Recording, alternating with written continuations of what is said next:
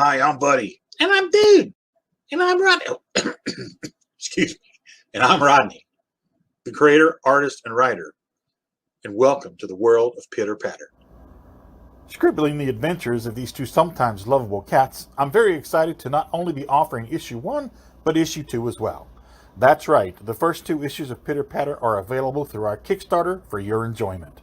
The books center around our 2 harebrained cats, Buddy and Dude, cats from different sides of the tracks, and how they traverse the choppy waters that are their lives around the house, yard, and other dark and dangerous places beyond the door.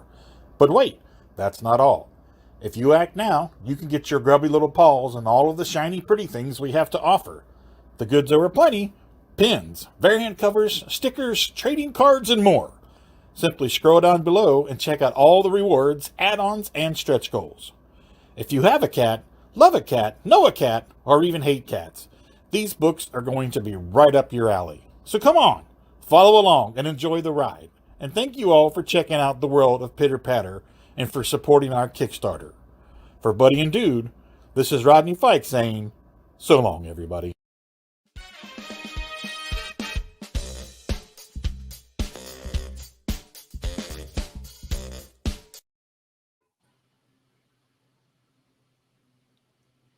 It froze.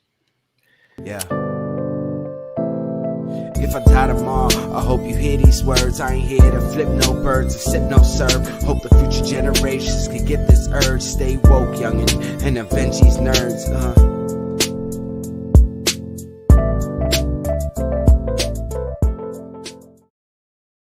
Recommendations to StreamYard. Please give us a queue up so it can queue perfectly, because that did not queue. Wow, that is the beautiful of live. It happens, man. That's rough. live.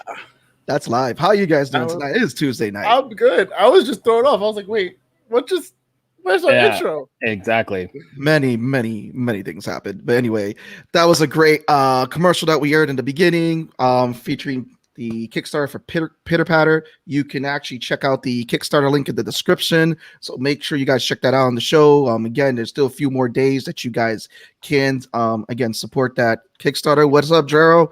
Jero, support the Kickstarter that you saw the commercial to. What's up? What's up? And check out Jero in comments. 9 days left. 9 days left. Yes. Yep.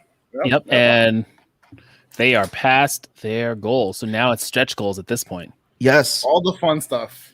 Yeah, this is the best start of a Kickstarter, is getting the stretch goals. We want all the fun stuff. Also, shout out to Rodney for almost doubling their goal. Right, for real. Yeah, shout out to Rodney. What's up, George? And then what's up, George? So let's get through these announcements real quick, because we want to bring our guests. Because hold up, really quick. George, you eating a Whopper right now? Yo. The savagery. The savagery already.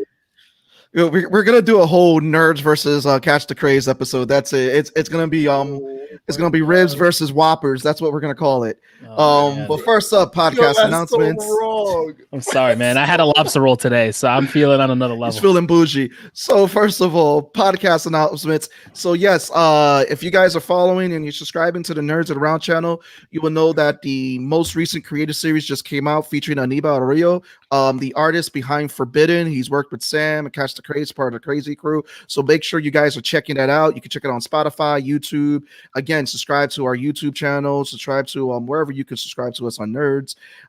So yeah, again, subscribe to us on Twitch, YouTube. Show us the love. Those who are already subscribing to us, we love you guys. Thank you. We're on TikTok. We do fun stuff. I did a fun video with Tone that I posted up when we got the sandwich. It's there. It's live. And yes, Tone got the sandwich. I did. It was a good sandwich. Too much cheese, but it was a good sandwich. It was cheesy. Ambient Cons virtual show, August 28th and 29th. Free for admissions, free general admissions, free for those who participate. But also, too, there are VIP packages and upgrade booths. Use code GetNerdy with it to get 10% off. Go to ambioncon.com. Again, August 28th, 29th. There are over 30 plus panels already planned for this virtual show. We have a lot of great artists, great creators that are already going to be there at the show. So, guys, check out, follow Ambient to check out those announcements as they are rolling out. I think the voice actor panel was announced, the Sketch Brew panel. So there is a lot of stuff that is brewing. Next up on the list, Ghost Icon, Geeks Out Staten Island, September 4th, in person. We will be there in person, conducting a live panel. And then September 5th, they will be doing a virtual panel. Their website is right there, ghosticon.com. Check them out, support. If you cannot make the live show in Staten Island, check out their virtual show September 5th. So again, there is something there for a bunch of people. Right, back-to-back weekends, MBionCon virtual, GhostIcon. Then finally, Incredicon, October 23rd, 24th. We want to give Incredicon a shout. They'll be at the Poughkeepsie Mall, Galleria Mall. Again, you can check them out. Their website is there, which again, be a big shout out to Mike Lopez from Incredichat. If you haven't checked out Incredichat too, check his channel. He interviews a lot of great creatives in the industry. So make sure you are checking them out. And Tony, you have been spotted. That's it. Your text privileges have been taken away. Oh wait, so George is like, "How dare you?" My bad. That's not. First of all, let's not take George's comments out of context to put against me. He's talking about the fact that I called him out and eating a Whopper. All right, let's not double dip on the comments, please. What's up, Angel? So first of all, Angel? So I want to bring out our guest because we have a fun packed show for you guys tonight. Got some segments for you guys. So our first guest we want to bring out, he's been on the show before. We've invaded his show. He's invaded our show. He's invading our show again. We always love having him on here. He talks about the Sin Shop, the creative genius that goes through there and out. Talks about for all the makers out there in the Vegas area. He will definitely tell you more about that. Check out his links too, and check out his show on Fridays. He goes on 10 p.m. and Eastern Mondays. time. And Monday. Ooh, Mondays. Ooh, expanding the lineup. So here we go. We want to bring out the one, the only Mighty Pong. You're on mute. You are muted, sir. Ladies and gentlemen, live and unmuted. It is I, the Mighty Pong. Thank you so much for having me. I appreciate it. We do a show for this on behalf of the Sin Shop, which is a maker hacker space in Las Vegas, Nevada. synshop.org if you want to find out more about the shop. And we do Monday nights as our project stream, and occasionally on Friday nights we do a live talk show type of thing. And it's been awesome every time we've had you guys on. Oh yeah, late nights. Late nights. It's late nights because we're on the East Coast. Yeah, we're gonna redub it late nights with Pong. That's what we're gonna do. That's gonna be the next segment. I'm not sure what's gonna be about, but that's it. After dark. There we go. I'm here for it. Next guest that we have on the show. So we've been playing, and we talked about him already. We've given them the congratulations on because we've been playing this video for the Kickstarter, giving it a shout out. I've had the honor of getting to meet him in person. Him and his wife are awesome. They've built a great company. He is an awesome artist. He is behind the Kickstarter of Pitter Patter. I want to give it up for the one, the only Rodney Fyke. Hey everybody, how we all doing? Welcome to the show finally. Yes. Thank you. It's good to be here. Yeah. So Rodney, first of all, we want to congratulate you on your Kickstarter because you guys have met your goals. Now you're into stretch goals, which people, again, you can go and check out in the description of Kickstarter. Give this man your money. Support it. Wave and smile. Wave and smile. Bring us your money. All your money. So Rodney, for those that don't know you, because again, we want to give you a little bit of room here to talk about yourself and everything, and being the first time guest on Nerds and Around, which we want to welcome you. We want people to know your origin story. How did you get into comics, and what inspired you to create the studio Hazzum Productions? Okay, it's Hazzum Productions. Hazzum, I'm sorry. That's okay. It's a common mistake. Oh, where do I start? One thing he's not good at is names. Well, he got my last name right, so that's good. There you go. Real names, but product names, fictional characters, not as strong as it. I got you. He called me the Mighty Pong for like 3 weeks. I was like, come on. I was saying things. He had bong on the brain. Okay, so if we want to go back to my origins, we have to jump all the way back to hop on the Wayback Machine and go back to the 90s. I did a black and white superhero book called The Superior 7 with all of my friends from high school. And we did 5 issues of that. It was in Diamond, so we were internationally distributed. We did 9 issues, but 5 of them saw print. And then we started coloring comics for a bunch of smaller studios and stuff. Did that for about 7 years. And then went away for a little bit, came back, met my wife, and we started Hazzum Productions in 2009, I believe. And we jumped in with Pitter Patter, or not Pitter Patter, my bad, Peanut Pudding and Jelly, which was our first title.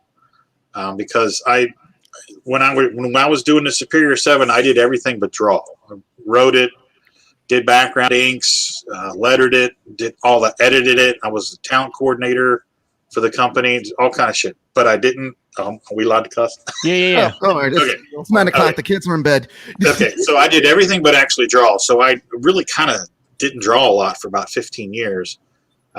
So I messed up my back, blew my back out, and wasn't able to do anything. So I started drawing again. And then Tina and I met, and we formed Hazzum. In my wheelhouse as far as drawing goes is cartoony stuff. I was a big fan of Michael Golden growing up, Chris Paccialo and Umberto Ramos and those real kind of cartoony styles. So that's what I could do. And we started doing Peanut Pudding and Jelly. Did 6 issues of that. But kids' book is a hard sell. So we kind of went away from that, and I started to be known as the guy that does comics for kids. And I was like, I got more to offer than that. So I want to spread my wings. So I want to do this horror book. So I wrote Roadkill Rampage, which we kickstarted last year. And so we're working on issue 2 of that right now. We'll be doing a Kickstarter for that in the fall. And then Pitter Patter just came along in between. And our studio's in the basement. So I spend all day long in the basement. And when we first met, I was allergic to cats, and she has cats. So they weren't allowed down in the basement. That was my one rule. They can't come down the basement. So all day long I would listen to them rumble around above my head, So the pitter patter of their feet, and it just got my mind spinning. And that's just kind of where the book was born. And that's where we're at now. We've got the Kickstarter running. We're funded. Thanks everybody for helping fund. Thanks you guys for spreading the word. That's incredible that you guys run that ad every night. I deeply, deeply appreciate that. But yeah, I mean, it's a book about, it's just stupid, funny Looney Tunes meets Garfield. It's just my chance to write comedy and humor the way that I grew up with it, where there are levels of comedy for the kids and levels of comedy for the adults. Because everybody remembers laying on the living room floor, looking up and watching the TV, and you're laughing at Foghorn Leghorn, and your mom or your dad's behind you watching it, and they're laughing, and you're both laughing for different reasons. So that's kind of what I've created with Pitter Patter, So, and it's just growing every time I sit down and write for it. It expands. I create new characters, and it's crazy. It's a lot of fun. No, and again, I love the, wait, someone's echoing. I don't know what happens. That's live. Think it's, hold up. Let me test something. Okay, yeah. All right, Rodney, yeah, it's on yours, and because he hears me through the speakers. It's fine. It happens. Yeah, we good? Right. Yeah, we're good. Okay. So no, it's great to see your stuff and everything, because I remember, again, we met at Rhode Island Comic Con, and just the way you also interacted with people too who were just interested stuff. You not only you enjoy showcasing the artwork, but you also enjoy providing people with doing commissions and everything, and just having fun with people. Yeah, that's what I've seen what you do and everything too. I've never met a stranger. I love going to the shows. I love talking to people. I love telling the kids about they have questions about artwork. I love because I was in that position, actually, when we went to New York in 1989, and everybody there that was working on comics at that time, we were all the same age. And my buddy, who was in the Marine Corps, had been to shows in San Diego and in Tokyo and all that. So he'd been to cons. It was my first con, New York City, and I was just blown away that we were the same age. And what was the difference between the guy on that side of the table and me? And the only difference was that they did it. And we were talking about we had started working on Superior 7, but we hadn't really gotten too deep into it. So on the way back from New York, back to Cincinnati, I was on a mission. And then we were back 2 years later with the first 2 issues. And I love telling that story to kids because they think it's an unattainable goal, and it's not. The only difference is, we did it. Absolutely. I remember thinking the exact same thing when I first started DJing in a former life back in the 90s. But yeah, no, it's the exact same thing. It's like, you know, oh, I couldn't possibly do that. But then I'm like, well, I've met them. They can do that. Yes. So yeah, I can do that. Yeah, when you come to the realization that the only difference between you and them is that they actually sat down and applied themselves. Yep.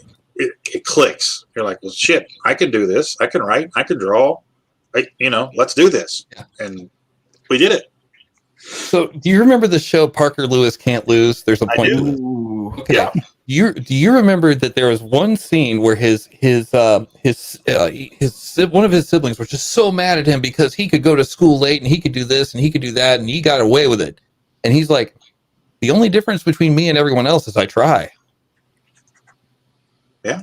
Like, I'm not getting away with anything special that you wouldn't also get away with. It's just I try. You know, exactly. And so that kind of goes along with what you were saying there. And that was one of my early foundational things. It's like, the only difference between you and the people with success are they tried. Yeah. Now, there's other things too, but also. But I also want to showcase this page here too, because this is, if people are following you, you get to see some of the creative process of Rodney Fyke, which again, this is one of the pages from the book, right? Yep. That's page 3. Pencils for page 3. And you can follow Rodney Fyke, as you guys see here, Rodney Fyke on Instagram. And I've seen you again draw it at conventions, and your style is just phenomenal. I mean, what was what are some of the things that you said you like to draw in that classic style, a cartoony style, but you also have like this nice little shading right here with so you're very versatile when it comes to the art and all that too as well. And you do an art jam. Let's talk about that. You do like a Thursday night SmackDown. So let's get into that, and then we'll jump into the next segment with us. But let's get into that Thursday night. Let's shout that out. So tell us about what started the Thursday night SmackDowns and all that, and let our audience know a little bit more where they can see it and what they can expect. Okay, we do. When I say we, I'm talking about me and my buddy Sean Forney. Sean lives in Columbus, Ohio, and we live in Cincinnati, which is about 120 miles apart. So when COVID hit, we had spent, the winter working on stuff for the upcoming season. COVID hit, we couldn't do shows. So we had everything accumulated and set up and ready to go, and no venue. So Tina, my wife, got together with Stephanie, his wife, and we all kind of talked about what we were going to do, and we came up with a podcast. And it's called Thursday Night Throwdown and Friday Night Draw. And Thursday nights, we're on all of my social platforms. And on Friday nights, we're on all of Sean's. And what we do is we do a 30-minute sketch off where every week people pick a theme or a character. And we'll do, like a couple weeks ago, it was Batman. So I did Man-Bat and Sean did Poison Ivy. And we have 30 minutes to do a pencil. So whatever you get done in 30 minutes is what you get done. We do it on 6x9 Bristol, and people can come in the chat and they can buy the pencils if they want them for $35. You can upgrade to inks for an additional $20 and colors for another additional $20. And at the end of the day, you've got a piece. And then after we're done with the 30-minute sketch off, we just spend the rest of the time talking nerdies, talking comics and movies, cartoons, and toys, until about 9:30 at night, and then we bounce out. And that's what we do. Go to, let's see, Thursday night. So I'm on The Art of Rodney Fyke. The Hazzum YouTube channel is where that will run. And then Rodney Fyke on Twitch. And then Friday nights, it's Sean Forney Art at Twitch and Sean Forney Art on Facebook. I love it. Yes. Again, I thank you for sharing all that with us. Again, guys, we have Rodney's links there. Support the Kickstarter. You have 9 days to support this awesome Kickstarter of Pitter Patter. Been playing that commercial. We want you guys to support it. We want you to have Rodney's book in your hand. And again, if you hear or see that Rodney's going to be at a con, stop by, talk to him, check out his artwork in person. Because again, Rodney, I mean, dude, I can't say how awesome it is because again, it just by meeting you in Rhode Island, we had a great time. It was great meeting you and Tina, and just like my wife helps me out with a lot of stuff. I know Tina helps you out with a lot of stuff too. That's the press work. But again, I thank you for coming on, and I thank you for now joining us in this next segment. Oh, before we jump to the other section, okay. just to say to you, Rodney, I like that you and your friend were able to make your own version of the con experience, where people can watch someone draw and then you can price it out and you can sell it. And the fact that you guys are able to kind of create your own unique experience with your own audiences and kind of have that move forward in a conless world or digital con world that hasn't been as good as the in-person events, I think is something to definitely keep moving forward. And anyone who's listening, who's trying to find how to get that sort of feel, I think that's the way to go. To follow that, people actually thanked us because they, we were all stuck. We were all, couldn't go anywhere except online. And we had people saying, thank you so much for doing this. I haven't been able to go to a show. It's great to come on Thursdays or Fridays and watch you guys. Even if I can't make it, I'll watch it later. And I mean, people like to watch artists draw. It's magic for them because they can't do it. So it's extra special. And I'm just a goofball anyway. So when Sean is too. So you guys are all goofballs too. So we just like getting on and having fun, Absolutely. Yeah, it was really like back in what Tony said. Great to see that, and thank you too because you came through last year too when we did the virtual show, did a whole live draw. You were there for a few hours doing live drawings, interacting with people. So again, it speaks a lot for what you do and how you just like to connect with the community and all that. And that's why I'm glad to have you on the show, bro. Cool. And, thank you so much for having me.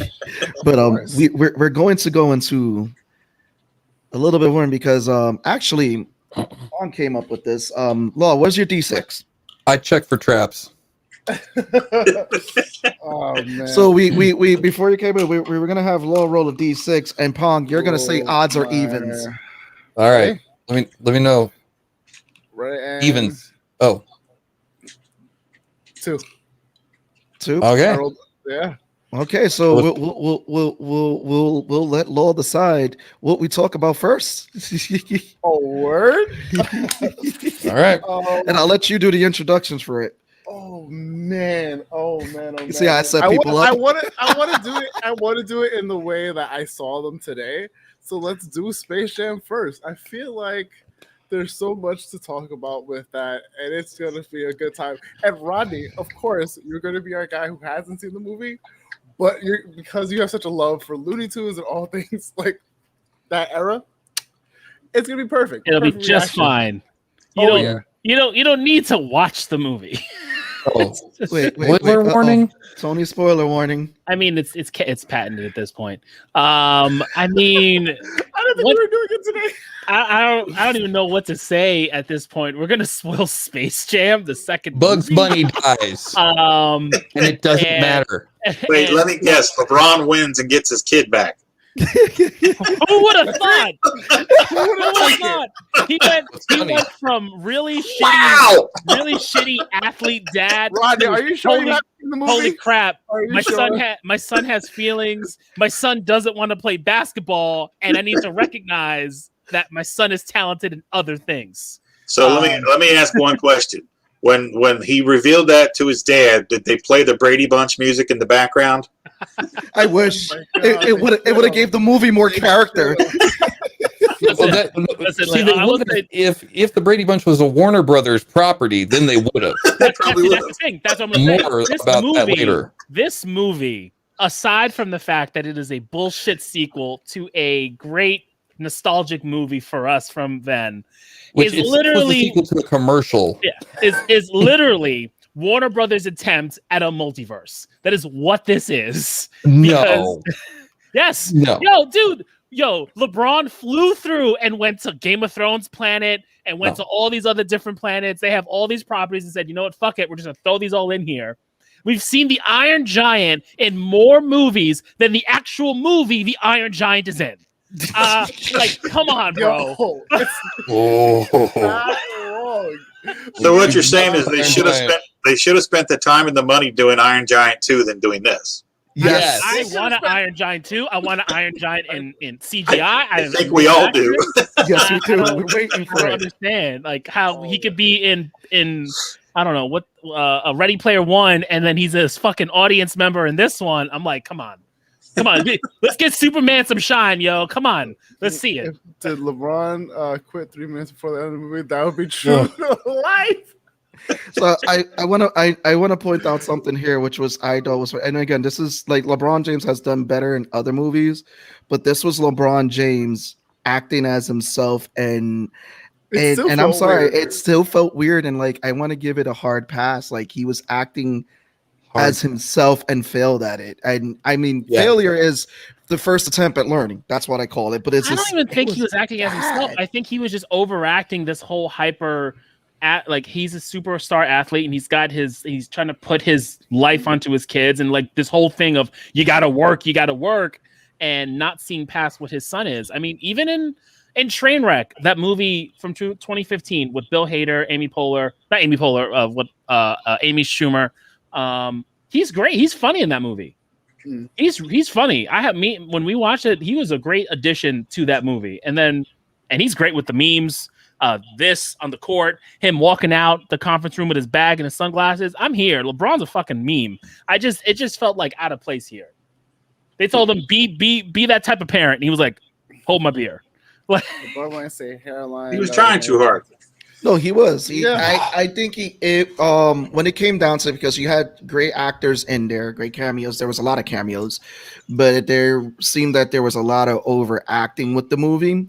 And when you stack it against the first movie, there was no acting. It was like Michael Jordan was having fun. That's what he was doing. Let me ask Rodney something. Rodney, what are the things that you remember most? Like off the gate, what do you remember most and feel like should have been made an attempt, or are you curious they even questioned to make an attempt for in this movie? Other than Lola Bunny. Let's see. I'm trying to think back. I haven't seen that movie in so long. His performance was cringeworthy. Yeah, like. Well, you know the thing that I was a huge Michael Jordan fan. Well, I mean, one of the highlights for me was in the movie. What's that? Michael Jordan's actually in the movie. Yeah, I saw that he was in a movie. It's for him. For me, Michael was just so in his element in that movie. It's like he wasn't even trying. It's just who he was. So yeah, they did a joke in the movie. So what happened was that they still credited Michael Jordan, but it was Michael B. Jordan. Okay. It was a dumb joke in the movie, and we were like, "Yeah," it was like, "We're gonna give you Michael Jordan, Michael B. Jordan." It was a funny scene. It worked way better here than it did there. Just so you know, it did. It was probably one of the better scenes in the movie.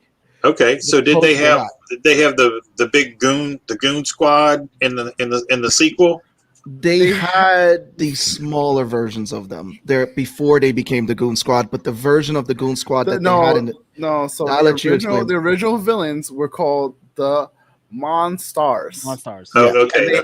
And they had the little versions of them in the movie on the sidelines cheering, but it was but that was the original Goon Squad that was on the sideline. No, the team was the Monstars. Yeah, the team was there's no OG Goon Squad. It was the Monstars, right? And then we've got the Goon Squad, which I don't know what the hell they were thinking of taking WNBA and NBA players and like morphing them into some sort of fucking fictitious fantasy type characters. I was kind of like, I liked what they did. I liked the first one because they just took the talents and they kind of exaggerated with that. Yeah. And the Monstars were just playing basketball and being extra. You got a snake lady. You got a spider. You got AD as a fucking bird. You like it was it's fire and water, dude. It was just like there was a lot going on with the and they were really trying to riff off the fact that LeBron's son made a basketball game, and that's essentially what they're playing. So they're playing LeBron's son's version of the basketball game he developed. That LeBron, as the character, did not see the talent that his son has, because this whole time he's forcing him to go to basketball camp when his son wants to go through an E3 game developer camp, which if it's not a real thing, should be a real thing. But absolutely. I mean, for me, like, I lost the. I didn't lose the plot, but I lost interest in it from the very beginning because he's in high school. It's the 90s, 80s, 90s. I think it was early 90s. 90s. A buddy of his gets a Game Boy Color. And his buddy, this is LeBron James as a kid, LeBron James's friend gives him a Game Boy. And his coach is like, "Oh, you can't be playing the Game Boy. You got to be doing the basketball." And so what a young LeBron James does is he throws that Game Boy in the trash. If I was his friend, I would have been yo, don't lie, you're not wrong. You know how many remote batteries this thing is cannibalized? You just threw it in the garbage. Coming in here with nothing but facts. And now as to the multiverse thing from earlier, this is why I reject and denounce any thoughts of the multiverse. A multiverse requires any kind of story, and there wasn't one. They had, and this is, some people are like, well, you're being too hard on it. This is for kids. No. They had in the movie on the sidelines, you might be able to see in one of these shots. In the background, there were the Droogs from A Clockwork Orange. Yeah. There was Pennywise from It. Yep. Like the Night King. The Night King. Yeah. Like so many. Like where was it? Here it is. Frankenstein Jr. They had RoboCop. Gremlins. Okay, I'll allow it. The Nun from The Devils. Yo, for real. Oh my god, I thought I was going crazy. So Rodney, they pulled everything from Warner Media into this movie. Yeah. So Rodney, hearing this, what are your thoughts about about just hearing some of that stuff about the movie? I can't wait to see it, to see how much bad of it's like a car wreck on the highway. You got to slow down to see what's going on. Now I got to see it. It's worth it for that. I'll tell you what, I'll watch it and let you know, and I'll come back and we talk about it. Yes. Also, give me your thoughts of how much basketball is actually being played during the movie. It's like no basketball being played in this movie. Give me a guesstimate versus the original movie, which was like, I want to say a good 70% of the movie. Let's at least. I'm going to guess probably, 25, 30%? Less. Did someone do the math? That's being generous. I don't think anybody did the math. I don't think anybody did the math, but the amount of basketball being played versus the entire runtime that it was, I want to say it was 20 minutes at most. That's generous. But let's talk about, there were some favorite scenes in the movie, and we're going to talk about one of my favorite scenes, because I think this is going to be a fun scene for us artists to draw. Was the Porky Pig Notorious P.I.G. rap scene, which was great, but why the fuck did it have to be in a trailer? They released that before the movie dropped, and it was trending, and people were sharing it because it is one of the better things of the film, because it's fucking Porky Pig, right? And he's rapping. But why release it? Like, it's going to come to streaming. People are going to watch it. People who watch the 90s one and people who are just like, whatever, it's the HBO Max theatrical release movie, will probably watch it as long as it doesn't do as bad as Tom and Jerry.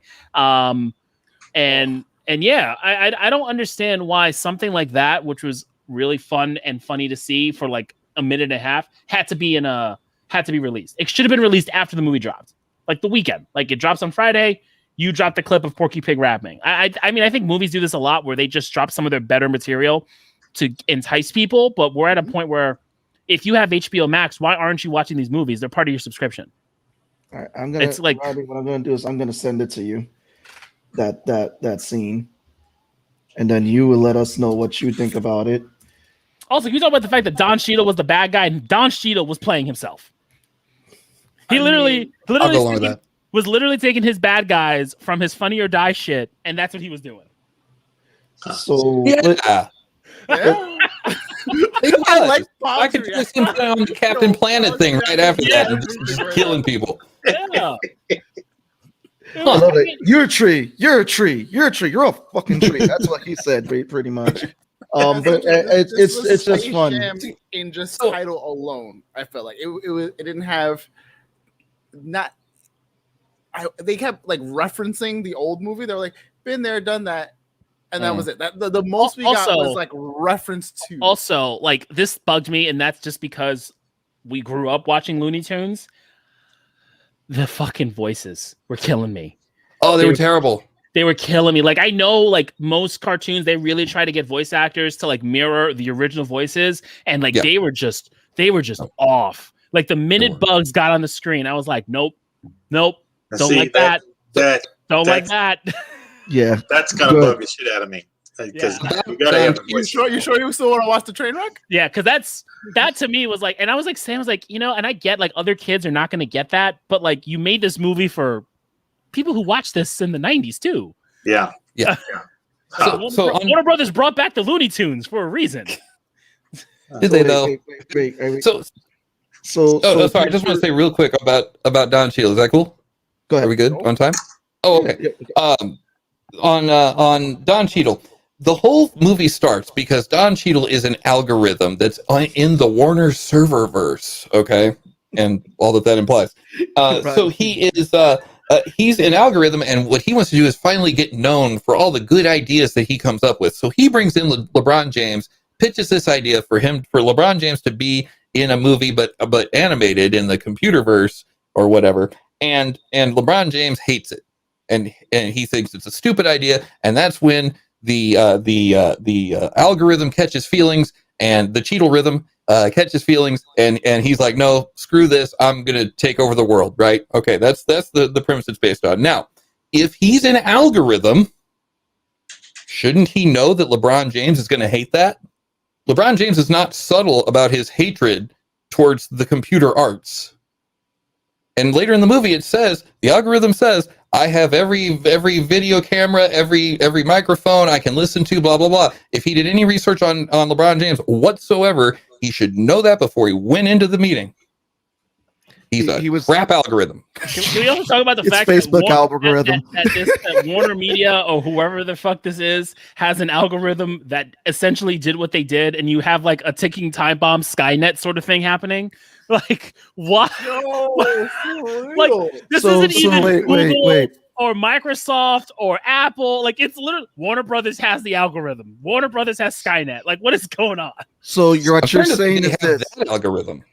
So what you're saying is this So what you're saying is this, Tony, is that Skynet was created because LeBron James did not like its idea. Essentially, yes. And now it's going to nuke the world. Yes. That's a funny take on that. And then we get Arnold Schwarzenegger to come in, and now we combine because we can't get a decent fucking Terminator movie, so we might as well just throw it into the mix. Wow. Yo.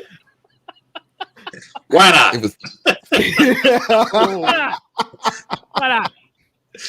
Just do it. We had Mr. Freeze in the movie, the Arnold Schwarzenegger Mr. Freeze. We had the Drooges from Clockwork Orange. We had Drogon had so much screen time. Yes, he did. Yeah. Oh my God. Drogon just kept showing up on screen. I'm like, bro, I thought you burned the Iron Throne and took your lady off to the islands. What you doing here? We had the Mystery Machine crew. We had the Justice League. We had Superman, Daffy Duck, trying to get into the Justice League. We had, like you said, the Iron Giant, King Kong doing King Kong didn't even look good. King Kong did it. Real talk. I was digging the animation of the mascara scene with Wonder Woman. Yeah. I was digging that animation. Yes. I was digging that. That was one of those good scenes too. King Kong's animation looked terrible. Yeah. Terrible. All right. So let's get on to everybody's seen Tomorrow War, right? Overall, the movie sucked. It does not hold true to the nostalgia of the 90s. If you have an HBO Max subscription, you can watch it, but you'll be disappointed because shit. You want to know how bad this was? My kids run up the wall like they're nuts. They don't fucking sit still. My daughter passed out. Passed out. Wow. Passed out. She had Chinese food like the rest of us, and she sat there and passed out. The girl don't pass out for no fucking movies. See, that's how we should rate this. We should rate this as, instead of 4 stars or 2 thumbs up, it's 4 passed out kids. Yep. And my kids will rewatch a movie 3 times in one day. They'll just put it on and repeat. And if they like we watch Raya, right? Yeah, we watch Raya paid for itself. Shit, they like the live action Scooby-Doo movies. My God, Them shits played so many times, I got tired of them. We played Space Jam one time. That's it. Yep. That's it. And that was enough. And that was enough. So I say, Warner Brothers. Let's go to. We're going to tomorrow, but Warner Brothers, if you heard Rodney, he said it here. Rate your movies about 4 passed out kids. If it can't get 4 passed out kids, it's not going to play. That's it. So let's get into Tomorrow War. So everyone has seen Tomorrow War. No, the 4 passed out kids thing is like a golf score. The lower amount of passed out kids, the better it is. Yes. Right. There you go. Knowing Warner Brothers, they're still going to mess it up. But yeah. we just want to clarify that there was a method. Yeah. Also, why do you have to bring Mad Max into this fucking movie, man? I'm sorry. No. This movie has made Sony angry. I'm just because Mad Max Fury Road is a fucking masterpiece, and you want to just throw this into your shit movie? Come on, man. Explain to me why they brought The Matrix into this movie. Yeah. The Matrix is 20 years old. Everyone that watched Space Jam is like, that was 20 years ago. And all the kids now are like, what's The Matrix? Like, Rodney and Troy want to still see this movie? Listen, you know how bad that reference is to The Matrix? I gotta see it now. Oh, listen, you gotta see what got so mad. No, real talk. You know how bad that reference was to The Matrix? Fucking Shrek did it. And Shrek's old now. Like, come on. That movie is old. That movie's like, what was that? Like, Shrek is a classic. Shrek is ageless. My kids watch it. Ageless. Okay. But come on, bro. Okay, I'm done. Okay. I'm done. Yes. The only movie with Velma Dinkley where I was not happy to see Velma Dinkley. We're gonna be on this movie forever. Let's move on to Tomorrow War, something that we can all talk about. Let's recoup the night because we see how mad Tony maybe they could have fixed the ending of Game of Thrones. I don't fucking know. Oh God. Oh. So I want to get everyone. I'm going to go around the room, ask everyone's overall feeling about Tomorrow War because, again, I personally enjoyed it. It was a pretty good movie. It's just one of those movies you put in, you watch, and you enjoy it. So, Rodney, we will start with you again. You were new in the show. I want to get your thoughts on Tomorrow War. How did you feel when you saw this movie and everything? I liked it. It held our attention, and I only had one thing in it that really bothered me, but other than that, I mean, it was a good popcorn movie. I enjoyed the action. There was some crazy ass action, but yeah, it was fun. I really enjoyed it. I'm surprised how much I enjoyed it. Pong, you know you've been waiting to come on and talk about this movie. Ooh, I have notes. One thing, Pong. He's had notes since we first brought this movie up. Like, am I in trouble, Pong?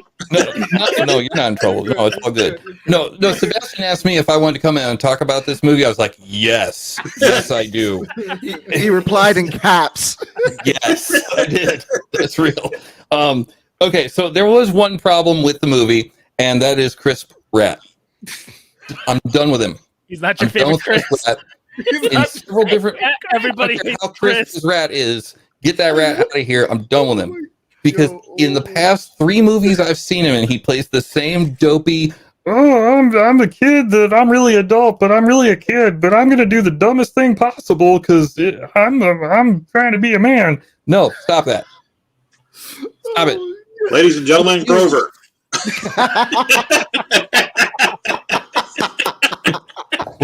Well, in that case, I want him very far, not here. Oh my God, I'm fucking crying. Yeah, no, I'm just done with Chris Pratt's character. The first half-ish of the movie was good. Once he met his daughter and just started doing every dumb thing possible, no, I'm done with it. And he had a reason, or he had the ability to stop it. He was the executive producer of that movie. He could have been like, wait a minute, guys, this is my character is not that stupid. But he was that stupid, apparently. We're not going to leave anybody behind. We're just going to get another girl killed to not get the first guy. Remember in the tunnel? Yeah. Don't leave anybody behind. Come on with me, everybody. Let's not leave anybody behind. That did aggravate me. I got to give you that. I have more, but I don't want to go on a rant for 5 minutes. But every time there's a combat scene like that, there's always that one dude or that one girl that trips over a vine or trips over a stone, and that one person causes 3 other people to get killed. Let a man go. Which means that you shouldn't do it because it's too goddamn cliche. Yeah. Yes. Oh, yeah, so like, oh wait, 1, 2, 3, 4, they're gonna die. That's it. That person fell. I mean, They're right next to them. though? You know what? Yeah. I will give. This is when I'm gonna take a Seabass line where I'm gonna give credit though, right? Because that's what we need for you, Seabass. You know how my thing is tone soapbox? We need one where you're like, but I'm gonna give credit though, because that's what you do. That's your shit all the time. You see Law laughing? He knows I ain't fucking lying. Look at him. Look at him. Don't fucking You know, right? Look. but I can give him credit though. No. So real talk. Whenever that happens, like what Rodney was talking about, someone fucking falls or it's always like, but it's always someone who's trained. Like they're trained. Yeah. They went to boot camp. They did the whole thing. It's like, yo, how'd you do this? At least all these motherfuckers are not trained. These are just some random assholes that got sent 30 years into the future. Go save the world with no training. You know what would have been the best thing they could have done that I would have just got down on all fours and praised them is if they had some of those fat people at the beginning that were handed guns and combat boots running with them and they trip or fall through the grate and they turn around and say, fuck him, that's what he deserves and keep going. I'd be like, yes! Well, the one dude with cancer was like that. He was checked out. Yeah. The one dude was with the cancer. He was checked out. Oh man, he was like Mr. Claw. Yeah, Mr. Claw. Mr. Claw. Yeah. Oh my god. Law, let's get your thoughts, Law. Yo, I'm in fucking tears right now. I think we've all broke Law. Oh my god. Yo, I had to like remove myself from oh my god. Breathe. Right, so Rodney and Pong went. Law, you watched the movie. What were your thoughts? All right. It was so coming straight from like watching Space Jam to this. It's a fucking masterpiece. Right? Relatively speaking, yeah. It's Othello. It was not. That's like watching Phantom Menace and then watching Empire right after. Like, it's not the dumpster fire that was Space Jam. So, a bit of a palate cleanse. But palate cleanse. Oh my god! I love Can I get a moist talent? I gotta say, this has been one of our most funnest conversations. Doing the tasting menu over here. Listen, if you're gonna smell all these candles, smell the beans first, so you don't get the fucking sense fucked up. Oh my god! Go ahead, keep going, man. I'm fucking serious. So I told you guys. We're not. I told you guys. Oh god damn it! It's so hard. This has been the worst like giggle fit I've ever had. So essentially, it felt like Independence Day, slightly subpar of Independence Day. Throw in a little time stuff. Slightly. Like sprinkle time stuff that doesn't really make sense, but like halfway through the movie, it doesn't really matter because I was more invested in the aliens anyways. So we didn't really need the time stuff to begin with. Look. Wait. Hold on. You never saw Independence Day 2, did you? Absolutely not. Absolutely the fuck not. Good. Because don't.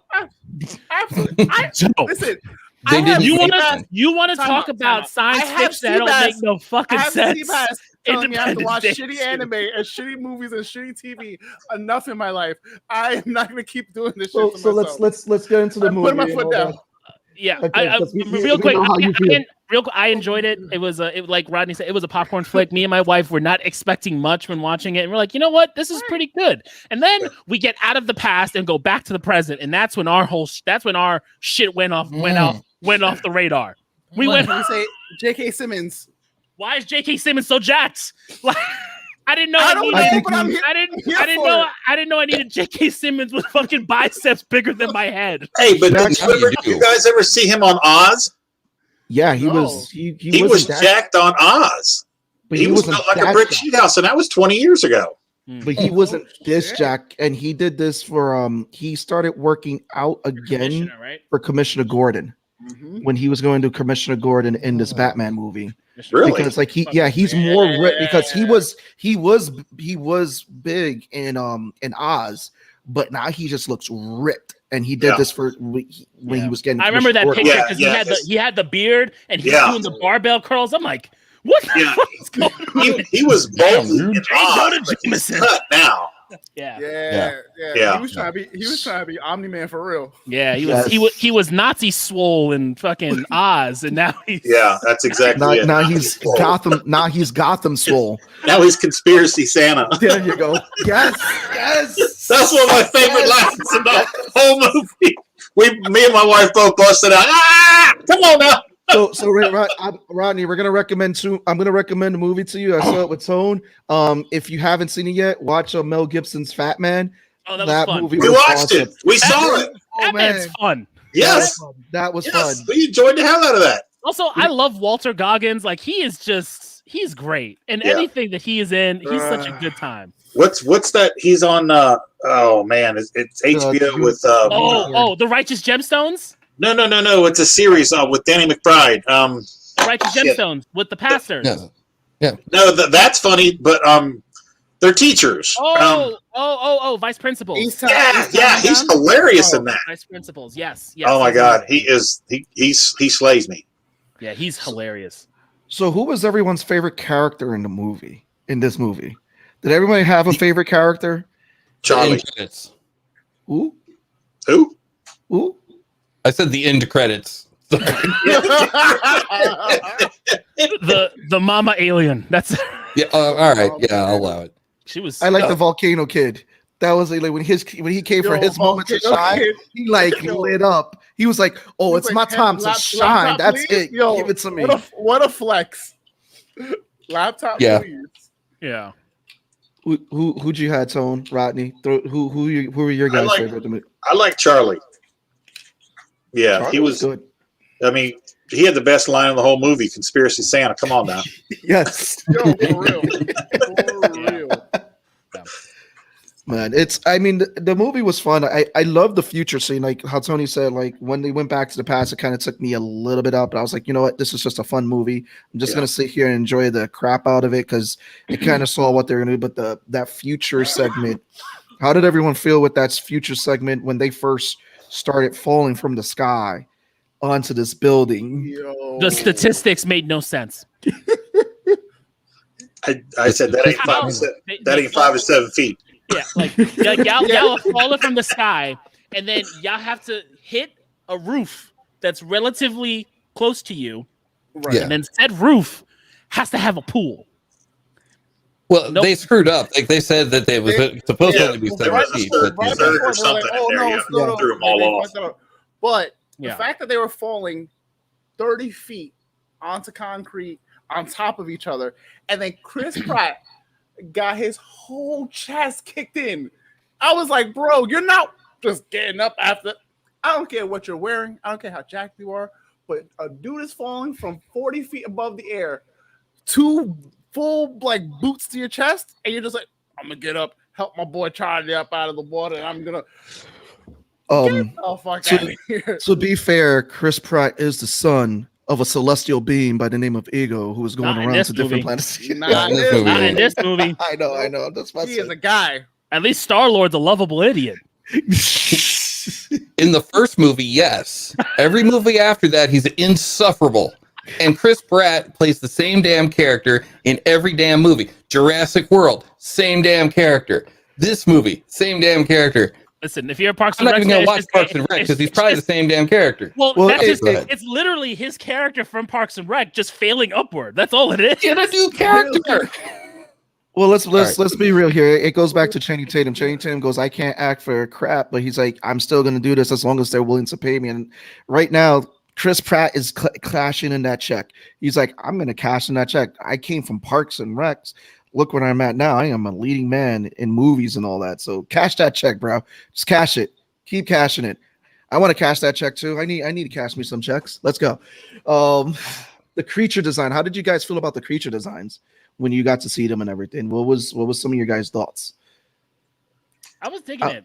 I was wondering what they were gonna be. I was hoping they were gonna be quadrupeds, and it was cool that they were like they're shooting the spikes out and like you really kind of feel because they have like those literally pack tactics. You're like trying to figure out like what's going on and where's the scariness of these enemies. It's literally like just the overwhelming number of them, and it's not just if they jump on top of you. It's literally they can just shoot you with unlimited rounds.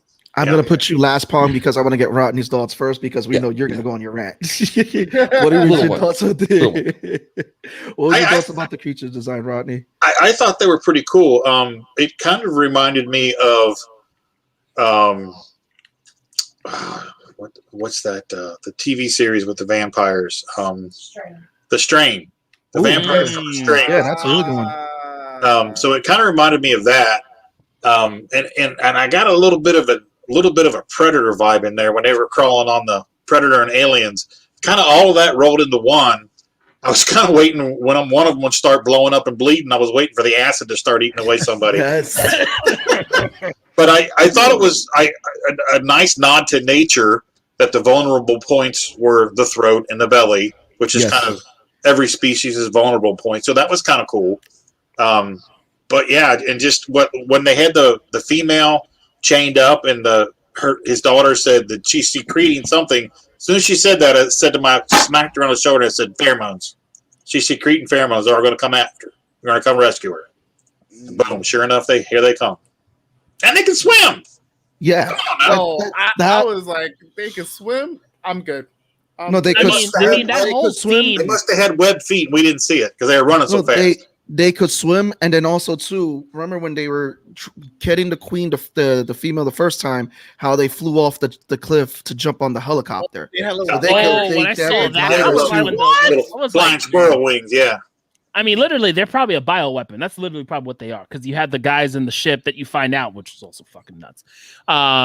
You got you got the space jockeys essentially carrying these dudes as like living bombs. Okay, I'll tell you what I want to see. I want to see these creatures. I want to see a movie where these creatures out in space run into the aliens or the predators, or both. Now that would be a fight. Yeah, yep. I'm in for it. I mean, because they can't shoot colonial marines. They can shoot from the distance, which gives them a little bit advantage over the aliens. But close combat, the aliens win. But Pon has been sitting there, ready to rant on this. He's holding back. He's holding back. I have some notes. Number one, they're numbered. No. So refer to the notebook. It is just two. Can you do the? Do you have a? I will. So number one is, let's say I'm an alien and I'm going to go bomb a place. So I'm going to wipe out a species. Here's what I'm not going to do. Put a creature on that planet that's going to eat everyone and everything because I want the natural resources. I just want to take over the planet. This makes less sense than the aliens from Signs. Okay? Oh, water kills us. Hey, this place has 75% water. Yeah, just don't step in it. All right, here we go. Like what are you doing? Okay, so that's number one. Number two, I found it interesting how these creatures that were just tremendously powerful, and they can do this and that and thus and such, and shoot the spikes and the things, and they got spikes coming out of everywhere and blah blah blah. But at the end, all the dude has to do is give him a Mike Tyson uppercut, and all of a sudden the female one is just screwed. She just had to, I think it's pushed back and then A and then forward or something like that, and now she's down. I mean, she got hit a number of times before. Yeah, she did. That's true. She took a lot of punishment. She took a lot of punishment before she finally died. They had to nerf her a little bit. I mean, also also that scene at the end where you think J.K. Simmons is gonna die, and I think he should have, right? And then Chris Pratt just comes out of nowhere and fucking football tackles this thing. I was like, I'm done. I'm out. I'm throwing the yellow flag. Yeah, that was a little hokey there. I mean, but you know what? That wouldn't have been pass interference, so it was okay. That's true. We don't know what pass interference is anymore, anyway. Exactly. I also feel like that whole last scene was too much. Like, it was maybe like 5 sequences too much, where it was just like, for the love of God, one of you guys, both of you guys, all 3 of you guys, just die at this point. Somebody die. Give me the sweet release of somebody die.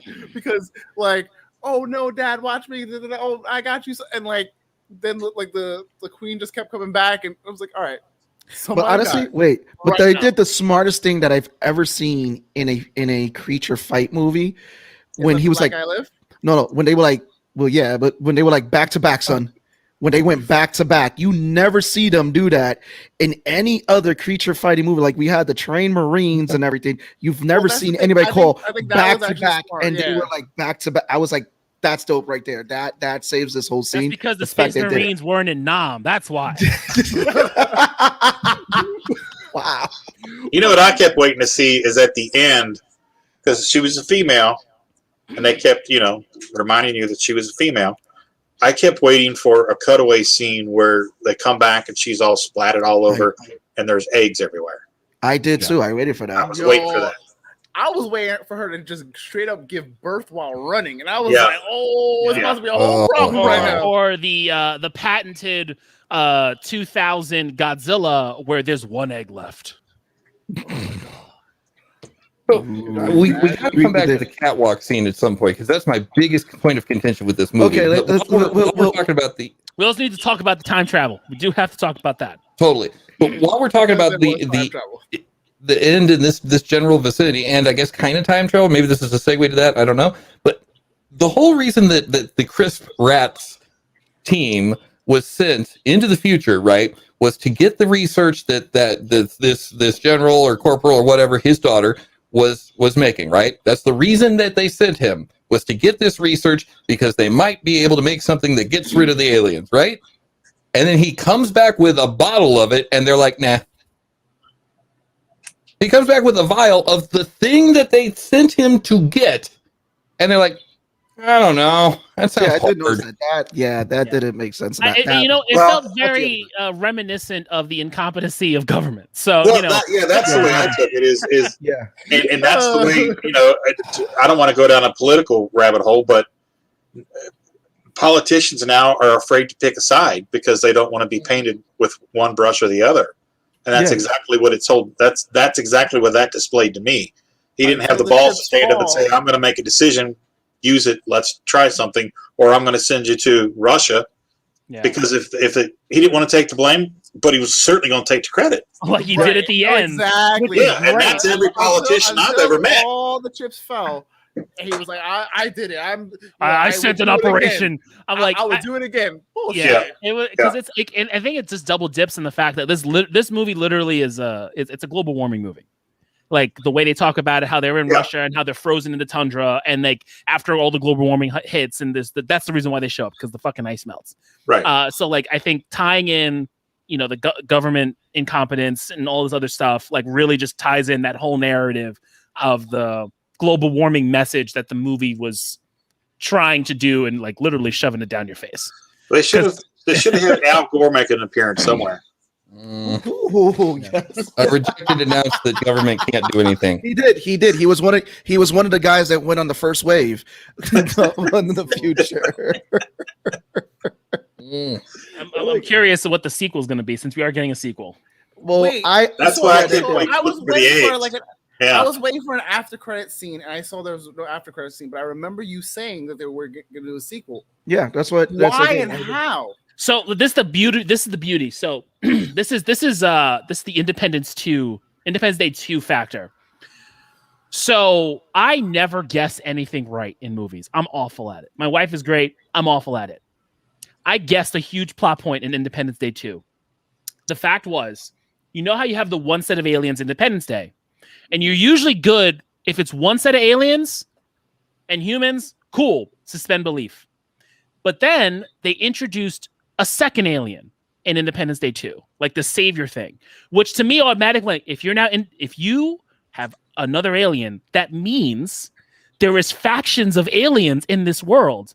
And you find out Independence Day 2 that there is a galactic federation that they're trying to bring the humans in to fight said aliens from Independence Day. It's fucking nuts. I called it. My wife was like, that's ridiculous. So we know in this movie verse that the aliens we got are weapons, and they were driven here and flown in by a ship of different aliens. So potentially it might be because of travel time for signals in space. These aliens can now be figuring out, hey, where's our ship? And they find out, and that's the next Tomorrow War. Because you now have 2 rounds of aliens, which means the amount of aliens can now compound on itself. And I hate to admit, but that's a good premise.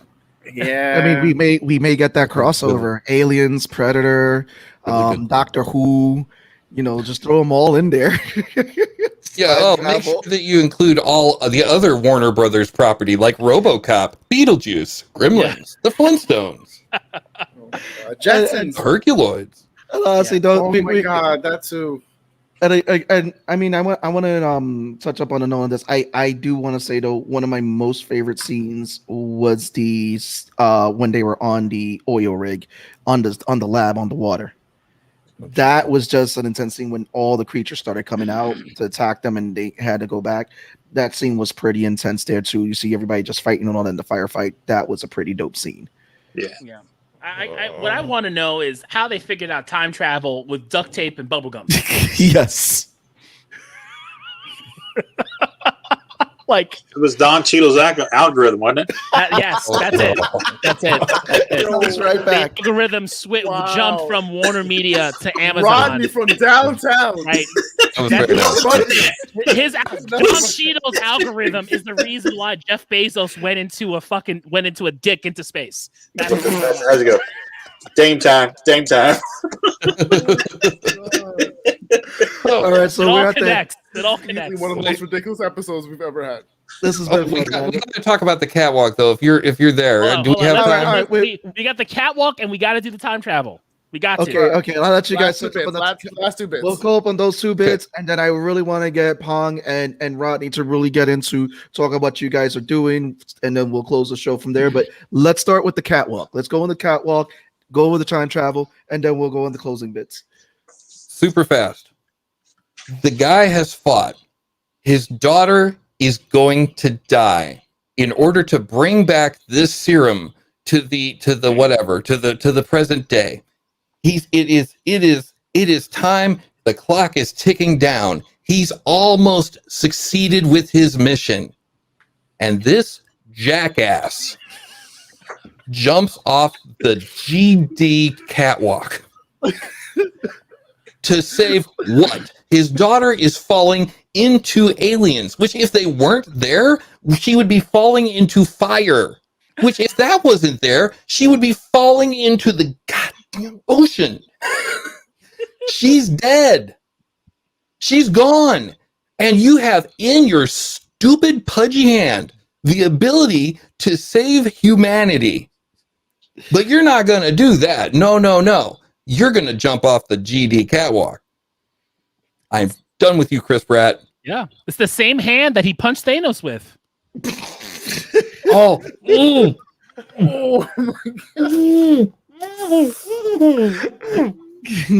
Tell me how you really feel.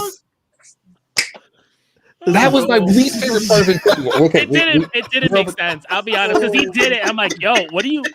What are you doing? Like, because we already figured out the time travel rules at this point. That this version of his daughter is not going to be the version of his daughter that he's going to save. He can't. Like, all these kids recognize that my timeline is going to end, and I'm going to die, and it's literally to save the past, which will be a different timeline. That's it. Like, and he's seconds away from victory. Yeah, seconds away. Yep. Could have lost his hand. I'm gonna save my daughter. And now let's go with that time travel. Let's go with those time travel bits. So I think you just touched up on it. It's like they messed up on that. Well, it wasn't that they messed up. It took me a while to figure out what the time travel rules were. That was my problem. Were they? It was the basic. It was the basic splitting timeline. Yeah. You go whatever you're doing in the future is not going to affect the past.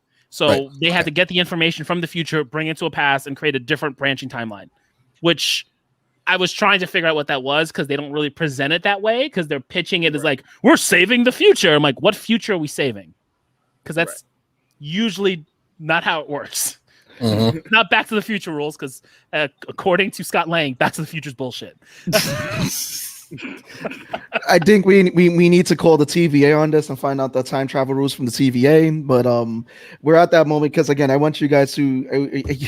There's a lot we could continue to talk about with Tomorrow War, as people can see. Because and we had to cut Space Jam because there's a lot of Pong and Tony Anger with those movies. But I have some feelings. I want to get into again, Rodney. I'm going to give you the floor now. I want you to again pitch the Kickstarter one more time as we have you on here. I'm going to give you the solo layout. go right ahead. There we go. It's Rodney. Oh, dude, that studio is awesome, man. It's a mess right now.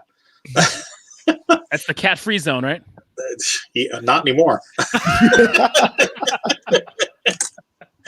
So we've got the Pitter Patter Kickstarter going now. It is funded. We're into the stretch goals, and if it's not your cup of tea, we ask that you please share it with people that might enjoy it. It's going through August 6th, and it's not just one book. It's the first 2 issues. And now that we're at 50 backers plus, we get a PDF of The Scarlet Huntress, which is Sean and Stephanie Forney's book about Werewolf Hunter. So you're getting that as well. So please check it out. Go to Hazzum.com. The link's there in the comments, and check it out. And please back it. Give us some love and spread the word for us. Thank you, Rodney. Again, guys, you heard it here, and you guys have seen the commercial. If you want, go right back, see the commercial. It's in the description. Support the Kickstarter, get those stretch goals, and check out their website. Again, they have a bunch of great stuff there for you. If again at any show you happen to see Rodney and Tina there, talk to them. Rodney and Tina are awesome people, and again, table next to you guys. But next, we're gonna give you the floor, Pong. It's not about Chris Pratt, but it's about what you're doing. Let's go. All right. So yeah, actually I operate a channel for the Sin Shop, which is like I said at the beginning of the show, a maker hacker space located in Las Vegas, Nevada. And we give people the ability to pay a membership, and you come in and use whatever tools you like. So whether it's a shop bot or a laser cutter, a 3D printer, whatever, we have the tools that let you make whatever you can think of. And we are at sinshop.org if you'd like to find out more information about the shop. And also, we do a live stream on twitch.tv/SynShop. That's SYNSHOP. And we do a Friday night show occasionally, which is more of an interview show. But on Monday nights, we do our project stream, where several of us get together since the shop is still closed right now because we're in the middle of a renovation. But we get together and we work on projects and show them off for you, and we chat, and usually I end up in a long discussion about Behringer. If you think I don't like Chris Pratt, you should hear my thoughts on Behringer. But yeah, that's basically it. Synshop.org, that's SYNSHOP.org. And yeah, absolutely. Oh, super last thing. Coming up in September or October, there is going to be more robot fights. We've started working with the people from Team Jackpot on BattleBots because they're Las Vegas natives, and we did a live stream for them back on July 2nd, and we've got more coming up later on in the year. So watch that space if you like seeing robots fighting. We've got some of that for you. Yes, and make sure that the robots don't have Don Cheeto's algorithm in it. Exactly. It would instantly fall apart. There you go. But no, this has been a fun. I've never laughed so hard, and I think we broke law in this episode. A little bit. Again, this has been another great episode. There you go. Done. I'm losing my voice. But thank you guys again for coming on. This has been another awesome Nerds of the Round. It's your host, Sebastian. It's your boy Law. Anyway, Tone from across the hall. Stay nerdy. Peace. Peace out, everybody.